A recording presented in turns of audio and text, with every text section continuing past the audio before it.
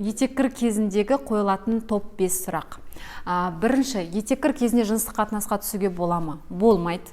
Етеккір кезінде свечелер салуға болады ма? Болмайды. Етеккір кезінде жаттығулар жасауға бола ма? Инбилдинг жаттығуларын жасауға бола ма? Етеккір кезінде ешқандай жаттығу жасауға болмайды, күш түсіруге болмайды. Төртіншіден, етеккір кезінде емделуге бола ма? Дәрі-дәрмектер, витаминдер ішуге болады ма? Болады. Бесіншіден, етеккір кезінде баняға, моншаға баруға бола ма? Болмайды, қыздар. Өйткені ол гигиенаға сай емес.